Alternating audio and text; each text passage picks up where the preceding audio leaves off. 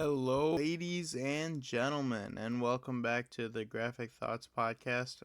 I am your host, Dr. Panel, and today's episode is a pretty big episode. It is on the first, like I said in the last episode, it is on the first 3 episodes of My Hero Academia. This will be the first anime back after the comic episode we just did. This was the second anime I've ever read after Dragon Ball Z, first one I read after getting back into them. I chose this one because it was a superhero one, and I've always been in the comic books and stuff of that nature, so I figured it would kind of transfer over. I will say, I'm up to book like 10 or 11. This one for sure took the longest for me to get into. It was very boring to me until they got to the point where they were having the tournament at the school. But it's a pretty good story. I heard the fan base is a kind of bizarre, so kind of going to avoid that for the majority of my fandom of the books, but pretty excited for this. The episode just came out on Monday. The episode should be out on YouTube by now. Every episode prior to that, all the way back to episode 4, will be on YouTube. We have a lot of big things coming. We got a bonus episode coming within the next couple weeks, which will be on all the live action Tarzan movies. I think there's a little over 100 of them. So I'm excited for that. It's a bonus episode, 1, because I wanted to give you guys something a little extra, and then for 2, because it's pretty off topic of what we normally do on the podcast, so I didn't think it was fair to replace a normal weekly episode with that. But yeah, we're going to do My Hero Academia this week. My favorite in My Hero Academia is Todoroki. The fire and ice thing is always really fucking cool to me, and I also really like that he hates his father, so he just doesn't use that side of his powers majorly because of his hatred for his father. I think that's a really cool aspect. And then my favorite thing specifically about these books in general is all of their powers have some sort of flaw or disadvantage. That's really cool to me. It kind of shows a lot of the downsides of being a superhero. At least in the small amount I've read of this. Again, I've only up to book 11 or so. This is probably definitely the furthest or the smallest amount that I've read of one of these series before I jumped into it, other than Attack on Titan. Although Attack on Titan, at least I plan on reading the entire series. This I will read at least the entire arc I'm on, but I don't know if I'll read the entire series. But I am excited to do the episode on it, so let's get going right into this. Alrighty, so let's get right in here on My Hero Academia, the first book. Obviously, like I said, we're doing the first 3. For those who don't know, My Hero Academia is obviously a manga. It was made by, and I'm absolutely, I'm not even going to try to say who it's created by. I'm going to fuck it up. I don't want to fuck up his name. First volume of the book kind of just introduces the world and the characters to the story. And then obviously as the 2 books go on, I'll be honest, this series is kind of slow, so it doesn't really get into anything too major till later on into the, probably book 3 to 4, till it gets kind of super interesting. But there is a decent couple super cool parts in the first couple books that kind of keeps you intrigued into reading on to the next couple books. For the first part, we're going to kind of just talk about and introduce us to the world of quarks. That's what the superhero powers are called in this world. In this world, about 80% of people have superpowers. They're called quarks, like I just said. Because of this, professional heroes exist to protect society from villains. I haven't actually read far enough to know this for sure, but by professional heroes, I'm guessing, well, obviously there's this whole book series is about a school for heroes, but I'm guessing that they're professional, they get paid by some sort of either the government or some sort of organization pays them to be superheroes. That's what I would think of when they say professional, but I don't actually know for sure. I'd have to read much later on into it to know much more about it. I know I want to get this out early because if the fans for this manga see this and come across it, they might get mad about it. I hate the main character of this story. I've been told I'm on book 10 or 11, I think. I've been told for all of the books that he gets better and you'll like him, but I still hate him. It's just as much as I did in the beginning. He's just a bitch. He's just not a fun or entertaining character. There's a lot of fun and entertaining characters around him, but I don't like him at all.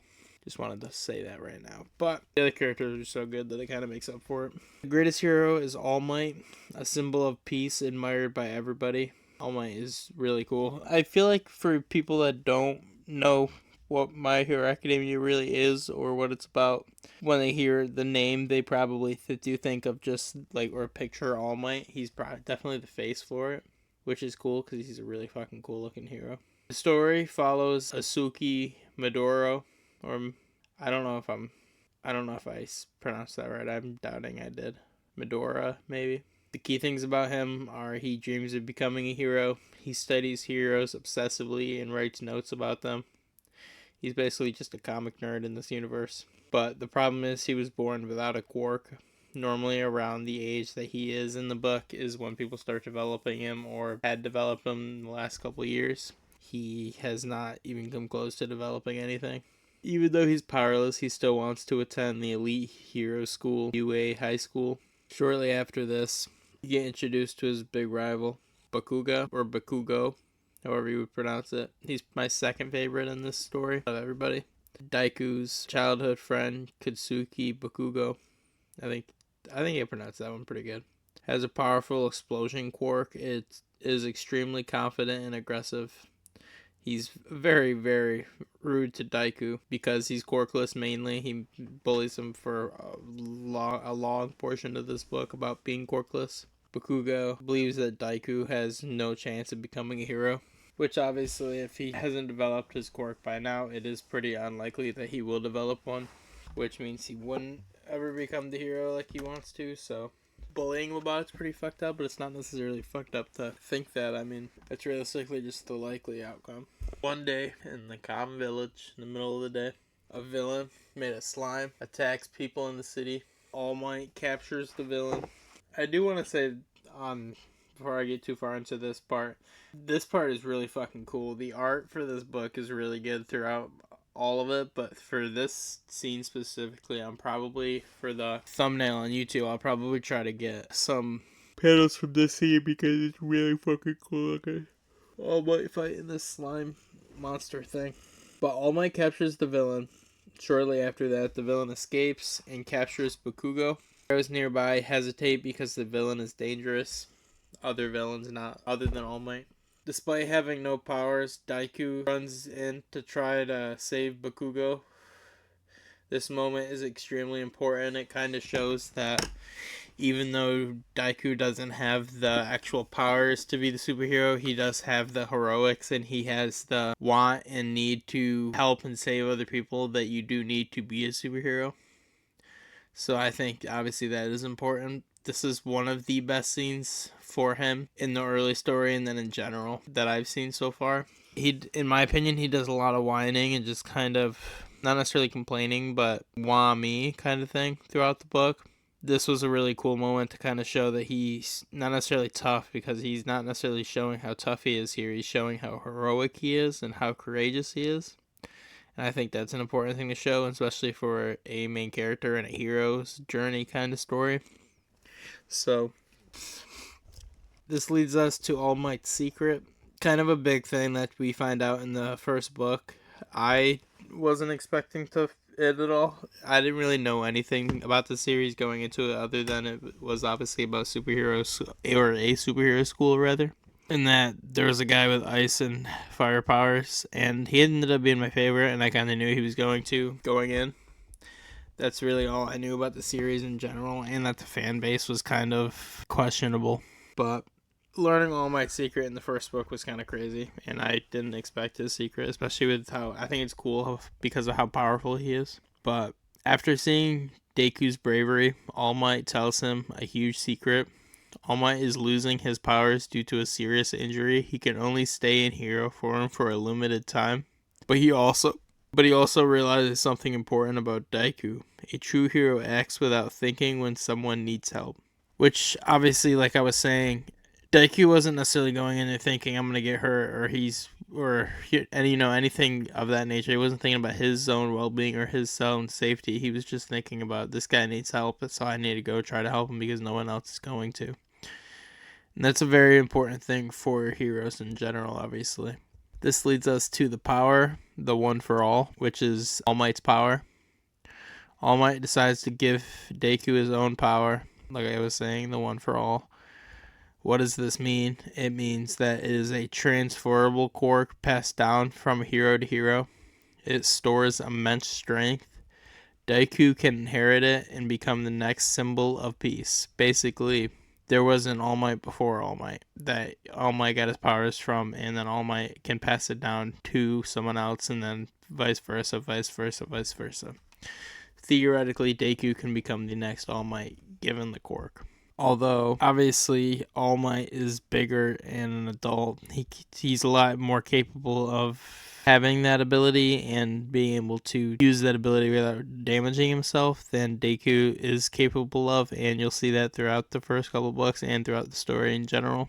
To receive the power, Deku must train his body for 10 months to prove that he is going to be strong enough. This leads us directly right into that training arc. All Might puts Deku through intense physical training, cleaning a giant trash beach, like a beach that has a bunch of fucking shit all over it. Strength and endurance workouts, preparing his body to handle One for All. Finally, after a long, I'd kind of compare it to the Gohan training in the first 3 books of that story that I was talking about for the Dragon Ball Z. Finally, Deku eats a strand of All Might's hair, which transfers the powers directly to him. This leads us directly into the UA entrance exams. By the way, sorry, I know I'm going a little quicker through this than I normally do. The last couple episodes have just been a little bit longer than, not necessarily that I want them to be, but longer than I think they necessarily needed to be. And I'm trying to get this one down a little bit to closer to 30 minutes if possible. I'd like to get into a lot of detail and a lot of just kind of background and talking about a lot of these things. And to be fair, a lot of these things have been longer and more complex stories in general that do need things to say about them and their characters in general. That you kind of break down and say more things about them. For example, the Craven one, I wanted to give a little bit of background to the character before I got into his biggest story of all time, which is only his second appearance in general anyway, but not that he really had much after that. But so I do like to do that thing, but I know I am kind of going through this a little bit quicker than I have been with other ones. This first book also just has a lot of stuff in it, so I don't want to get too caught up on one thing in this book and then spend, say, 20 minutes on 4 parts of this book when there's still like 6 to 7 different parts of just this one book, and then we still got to get to the next 2, and then make, you know what I mean, lead to an hour episode of just talking about these 3 books when there's a whole bunch of more. Not to, you know what I'm trying to say. I'm just kind of losing myself in the talking about it right now, but let's get right back into this. This leads us directly into the UA entrance exam. To enter UA High School, students must take a hero exam. The hero exam includes fighting robot villains, earning points by destroying them. Deku struggles because, obviously, like I was saying earlier, he's not capable of handling All Might's ability quite yet. He's not strong enough because he can't control One for All quite yet, and his body isn't capable of taking the damage at first. This leads us into, before I get to this next part, let me kind of give a breakdown of the characters that will appear in the first 3 books. Like I already mentioned, we got Deku, which is Midora. We got Kazuki, Bakugo. We got All Might. Those are the kind of the main characters of it. And then for the class 1 students, this is kind of a spoiler of who's gonna make it onto like where, and I'm gonna fuck up majority of these names. So I'm probably just going to go with the last names for all of these because it's just easier, and the people that are fans of these are going to know these people. And these are probably what I'm going to call these people by anyway. Rorika is one. Lita. Todoroki, he is my favorite. He's the Fire and Ice guy. Asu, or Asui. Yayorizu. See, so I've never watched the anime for this. I've only ever read the book. So if I am fucking just all of these up, I am so sorry for the person who wrote this and then for all the fans of it. Kiminori, Jiro, Shiro, Tokiyami, Shoji, Oshiaro, Koda, Saito, Ayami, Ashido, Hakioro, Manita, And that's really basically all I'm going to do for the actual characters. I know I probably fucked just about all of those up, but I did want to mention that just before we get to the next part, because during the exam, a giant robot appears. A girl named Ahsoka, whatever, Ahsoka Oroka. Sorry if I fucked that up. She becomes trapped, and Daiku decides to save her. He uses One for All for the first time during the exam, delivering a massive smash attack that destroys the robot. But because his body isn't ready, his arms and legs shatter from the power. That's kind of what I was saying earlier. Every time he uses All Might, the part of his body that he uses it with and the amount of force that he uses, it all goes back and forth, and it affects his body. Like, for example, later in the book, mainly just use it like in one finger, and it's going to destroy his finger. In this case, he used so much of it that it shattered his arms and legs. This also kind of goes with what I was saying earlier with, and here I am spending 20 minutes on the first book, like I said I wasn't going to do. It kind of goes with what I was saying earlier with the quarks or the superpowers having these things that kind of prevent them from being 100% good things. This is obviously one of his for mainly. And then even for All Might, with him only being able to be the character for a short time, that would be his downfall of that character. But this leads us to what you can consider the real test, in my opinion. Even though Daiku destroyed only one robot, he still passes because the hero teachers were watching for rescue actions, not just combat. Obviously, heroes don't just fight the villains. They gotta also be able to save the civilians and then just save the day in general. Saving Ashoka Oroka gave him rescue points, allowing him to enter UA. The book ends with Daiku realizing this is the story of how I become the greatest hero.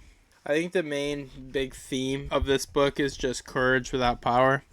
Obviously, before he got the One for All, he was just a guy that saw these things going on, and he jumped in and tried to help because he knew that was the right thing to do, and he knew that no one else was going to.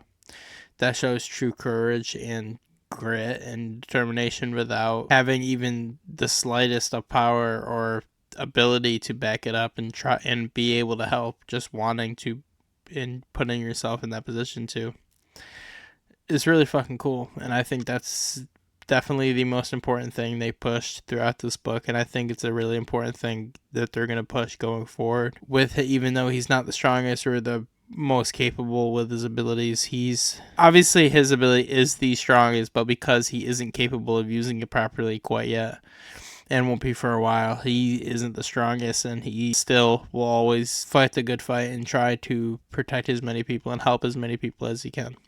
And that is the sign of a true hero. Honestly, the more I'm breaking this down, I'm kind of liking the character a little more. They did a really good job showing his good sides in this first book rather than any of the downsides or the annoying sides that I saw later in the character. But that's going to lead us directly into book 2. Book 2 is mainly just about Deku going to school, the UA high school. After passing the entrance exam, he officially begins classes at UA, the top academy for heroes, by heroes, because a lot of the teachers are heroes. Important things to happen right away is Deku meets the rest of Class 1A, the people I was saying earlier. His rival, Bakugo, is also in the class. The strict homeroom teacher, Shada Azawi, Racerhead, I'm guessing, or that's like his nickname, arrives. Azawa immediately shows that UA is serious by giving them a surprise quick exam test. This quick exam test, instead of a normal orientation or, a sheet and paper, like a quick little thing, Azawa tests the students' abilities. They perform several athletic challenges using their quirks. Tests include 50-meter dash, grip strength, standing long jump, ball throw, distance run. Some standout performances is Tanya Lida runs extremely fast using his engine legs. This is one of my favorite guys too. I've always been a big fan of speedsters in comic books, so I figured I'd like him. And I like that it's not like a speedster kind of ability. It's literally he has these jet engines in his fucking legs that give him the speed. I think that's really fucking cool. Momo Yayazari definitely fucked that one up. Shows strong control of her creation quirk. Shoto Todoroki freezes the field using his ice power.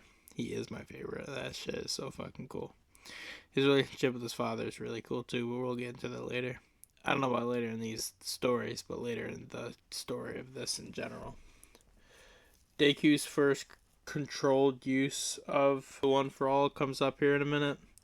When it's Deku's turn to throw the ball, if he uses the full power from One for All, his body will break. So Aizawa threatens to expel the lowest student also, which Deku realizes is something important, that if he loses, he will be expelled. So obviously that's a big fucking, not a big thing you'd want to happen on your first day.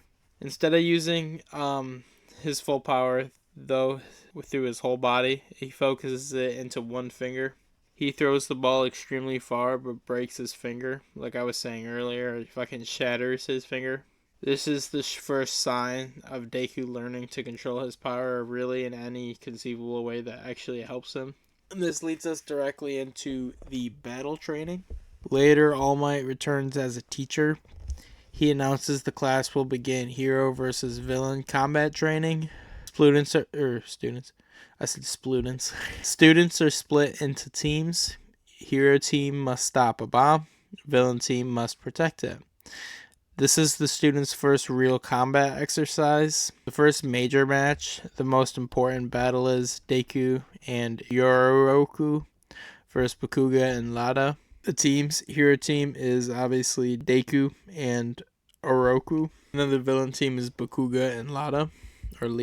Bakuga versus Deku. This fight is emotional because of their history. Obviously, Bakuga has been Deku's bully for a while now, and they kind of not only told you about it, but kind of hinted that it's been going on for a really long time.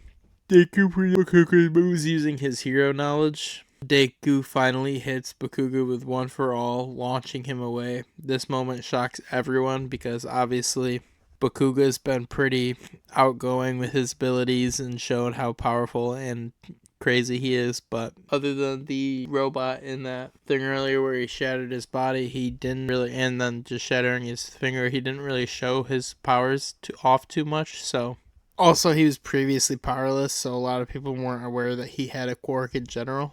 The attack shows incredible strength. Whilst all of that is happening, while Deku and Bakuga are fighting, Ashoku sneaks past them. She reaches the bomb and touches it, winning the exercise for Deku's team.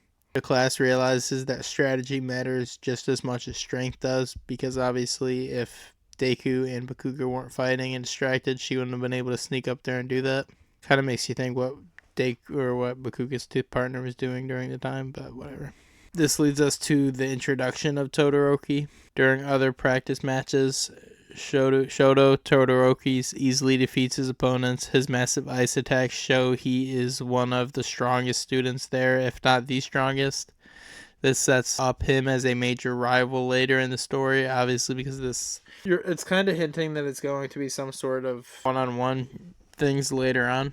So, and then Volume 2 basically ends off with Deku proving he belongs in UA in general. Obviously, he was able to beat Bakuga here and show that he is just as strong, if not stronger than him, even though he can't use it and focus his power as well as he should be able to, or will need to be able to later on. Bakuga became even more determined to surpass him. After this, obviously, been losing to him now once, he wants to prove that he will be a better hero than him in general. Now, knowing he does have a quirk, or he believes it's a quirk, because nobody else knows about All Might's secret. It is very much a secret with just All Might and then a couple close heroes. It isn't like a public thing, even then not a public thing for the school either. When All Might's teaching, he is the full-on version of All Might. And then obviously the class begins to respect Deku because of him showing his ability and showing how strong and not afraid and how headstrong really he is. The volume ends by hinting that villains are starting to take interest in the UA. This leads directly into the next arc in My Hero Academia, which is the volume 3 that we're going to lead right here into, where villains do end up attacking the school in the training facility. This is our first big real conflict in the story. and I think it is very, very cool, and I cannot wait to get into it. So let's get right into book 3. There's a bit less in this book than I originally thought. Definitely scrunched a lot more in book 1 than book 2, but book 3, here we come. This volume 3, basically just completely focuses on the attack from the villains on the campus that I was mentioning earlier. Class 1A, travels to a special disaster training facility called the Unforeseen Simulation Joint. They are guided by the rescue hero 13, who teaches them how heroes respond to disasters like shipwrecks, floods, fires, building collapses, all stuff of that nature. The goal is to learn rescue operations, not combat. This isn't a combat exercise or a combat mission in any way. But suddenly, villains appear. During the lesson, a dark portal opens. Villains pour into the facility led by Tamura Shigeroki. I think that's better. I don't know if that's right. And Kurogi. Their goal is shocking. I mean, not really that shocking. They want to kill All Might. That is their ultimate goal. Because the class arrived early, All Might is not there yet. So they are there to kill him, and that obviously their goal isn't going to come out the way they want because he's not there. During the chaos, using different warp portals, Kuroguri teleports the students to different disaster zones in the facility. Groups end up separated: shipwreck zone, landslide zone, fire zone, flood area. This forces students to fight villains without teachers nearby.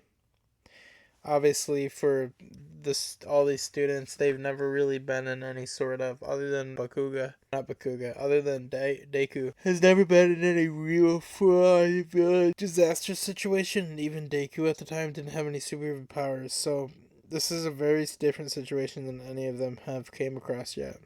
This leads us to kind of the coolest part of the story, in my opinion, which was Shota Aizawa, Eraserhead, their teacher. He ends up fighting the villains alone. This is important because he uses his eraser quirk to disable villains' powers. This is the first time we see his ability in any way. They kind of hint at it, obviously, with the name, and they do tell you what their abilities are on pages throughout the books, but he defeats dozens of the attackers by himself. He shows why he's considered a top pro hero. I don't think he'll be in any photos for the thumbnails or anything, but he is a very weird look. He doesn't look like a teacher, and he for sure doesn't look like a superhero, so it is kind of cool, especially in this scene when you see him fighting off all these villains and see him doing all this badass shit, because he doesn't look like the type of guy to be doing this shit. So it's always cool when you see kind of things of that nature. But the villains have a secret weapon. Nomu appears. The villains release a monster called Nomu. Nomu has multiple abilities, including super strength, shock absorption, extreme regeneration. It was specifically designed to fight All Might, so Nomu brutally attacks Aizawa and nearly kills him. Aizawa is really cool, and they show off how powerful he is with him killing off all those other people, but obviously with this monster that was designed to specifically fight and kill All Might, Aizawa doesn't really have much of a chance standing up against him. Meanwhile, in the flood zone, Deku, Asuna, and Minoru Mineta are surrounded by villains. Deku quickly forms a plan. Sayo uses her frog abilities to move quickly. Mineta traps villains using sticky balls. Deku launches them across the water with One for All. This successfully allows them to escape and regroup. This shows Deku's leadership skills and his quick thinking skills, his ability to think on the fly and get them out of this obviously dangerous and disastrous situation without anything really going too awry and too wrong. This leads us to the villain leader, Tamura Shigeroki, reveals his disturbing mindset. His key traits are very, very much childlike behavior, obsessed with destruction, hates heroes and society. His quirk decays anything he touches with all 5 fingers. He plans to destroy the symbol of peace, All Might. Obviously, that was their main goal coming here in general, was to kill All Might. That was going back to for a second though with he just decays anything he touches with all 5 fingers. I think that's an important thing to remember, the 5 fingers thing, because like I was saying earlier, all of these abilities have some sort of little downside, even if it's not necessarily a giant one or a big one.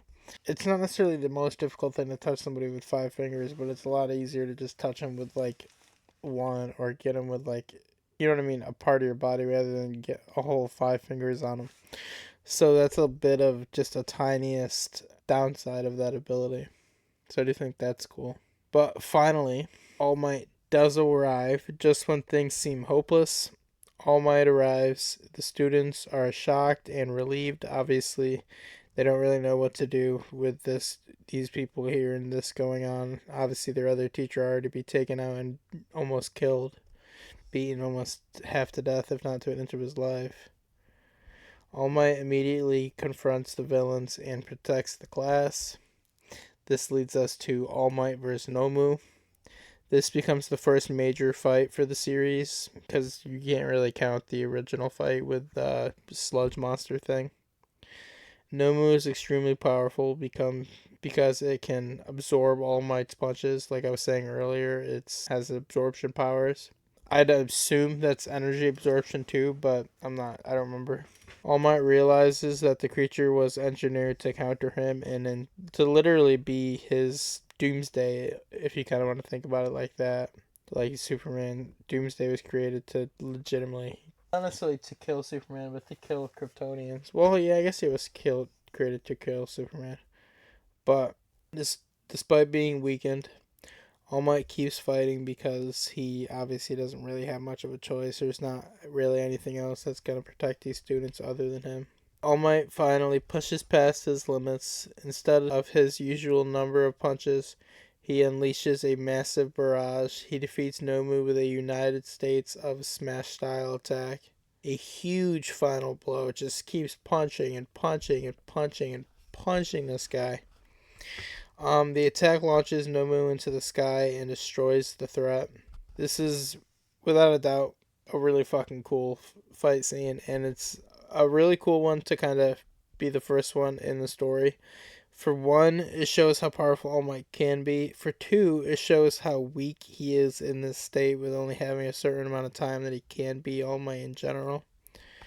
And then for 3, I think it did a cool job just kind of showing, for one, the Deku, like his leadership ability, and then just the other abilities and stuff of the other people in the class and stuff too, to kind of show what they can do and show how they're going to be interesting and be able to be used going forward. So I do think that was really cool, and they did a really good job with all of that. But before the heroes can capture the villains, Kurogiri creates a portal, and Shigaraki and the remaining villains escape. This means the villains are able to regroup and survive. This group later becomes known as the League of Villains. Shortly after all of the Chaos Pro heroes arrive to secure the area, the key outcomes of this book, and the first 3 books in all, but this book mainly, Asawa is obviously severely injured. Students realize the world of heroes is much more dangerous than they thought. It's not just fun and games and getting these abilities and playing around and being able to use them. There's actual shit going on and dangers. And then now obviously villains are actively targeting the UA. It's not a refuge or a safe place like they hoped or thought it would be. And then why this volume in general is just so important is because it's the first time that the students face any real villains or real threat in the story. And obviously that's a big thing going forward, to see how they deal with it and how they deal with it now going forward to when they deal with it again. Tamura Shigaraki, I'm going to get it right eventually, is introduced as the main antagonist in the book. The book also shows All Might's weakening condition. The more he uses his power, the less the length he's able to be All Might, till he goes back to this small kind of version of himself. And then this all of this together very much raises the stakes of the stakes of the story going forward. It does kind of leave you off on a cliffhanger with this one. Obviously, we're not going to be covering the fourth book in this episode, but we will be covering it eventually going forward. And ideally, if you're reading these books, you're going to be reading the fourth one shortly after this one, so it won't be too much of a cutoff for you. But I think this book did a really good job at kind of introducing the world, introducing the characters. And then other than Deku, because I'm not the biggest fan of him, they did a really good job at getting the characters kind of interesting and made you interested to want to read about the characters. Honestly, the more I break these books down and actually look and think about the actions of Deku throughout a lot of these, I do like him a little bit more than I originally did reading through it. But I don't know. I thought Nomu was really cool. He didn't last very long. Obviously, All Might got rid of him pretty quickly. I am hoping. I'm on book 9 or 10 or maybe even 11. So I'm relatively a bit farther than obviously book 3. But I hope Nomu does return at some point somehow because I thought he was really cool. But yeah, I'm not too sure what's going to be the anime episode for next week. I don't know what's going to be the comic, or actually, I do know what's going to be the comic book episode for Monday. I just don't want to spoil that, but I'm not sure what's going to be the anime episode next week. I was thinking about doing one that's a bit out of the box, but I was kind of thinking against that at the same time, so I'm not too sure about that. I did want to give a little bit of a spoiler for a couple weeks from now where I will be doing, I don't know who's a fan of the Judge Dredd comic book series, but I will be doing I'm still working on getting the issue for it, but I will be doing the Judge Child comic run or comic series, comic arc, whatever you want to call it. I really liked that one when I read it when I was younger, so I want to do that for the episode. I was planning on doing it next week, but doesn't look like it's going to be happening, so I'm not sure what we're going to do. So I do know what we're going to do next week, but it won't be that. So that'll be coming up here in the next couple weeks, so be ready for that. I will announce it the week prior. I've been saying this the last couple weeks, but obviously we're up on YouTube now. All of the episodes go up about 2 days after they go up on Spotify. From episode 4, we're caught up all the way to this episode. This is coming out, you're hearing this on Friday. So this will probably be out on Sunday on YouTube. So you can go listen and leave a follow on there. It helps more than you know. You can come on here, leave a like and a follow. It helps more than you know. Maybe leave a comment what you want to see next or what you liked about it and what you thought about these books in general. But yeah, that is basically all for book 3 and for My Hero Academia for now. This isn't one of the ones that we're going to go to like book 4, 5, and 6 next week. We're going to do another manga series next week. But yeah. But obviously I want to thank everybody who has been listening and watching and supporting on Spotify and the people that have been watching on YouTube. The people that have been supporting on Facebook and Instagram. That obviously helps get the word out. If you want to share the word and spread it on Instagram and YouTube or Instagram and Facebook as much as you want also, that'd be greatly appreciated. Wouldn't have any problem with anybody doing that. Tell your family about it. Tell your friends about it. Spread the word. I'm loving how this podcast is growing, and I could not think or be more appreciative of everyone who's listening. So for 2026, my goal is to just do a full year of what I love, and that is this podcast and putting out these episodes every week. I couldn't think of more of a fun activity to do and more of a fulfilling thing to do, so I'm glad that you guys give me the ability to do it every week. Obviously, I mean, I could do this with nobody listening, but it does help, and it does mean the world to me that there are people listening and generally want to hear and listen to me break down these stories and are interested in the same things I'm interested in and interested in the same stories that I'm interested in. So I do really appreciate it. I couldn't thank everyone about it that does it enough, and that will be all for this episode. Obviously, like I was saying, be excited for next week. Whole bunch of new stuff coming. Don't want to spoil too much for it, mainly because I can't spoil the one, and then for the other one I just don't want to spoil it.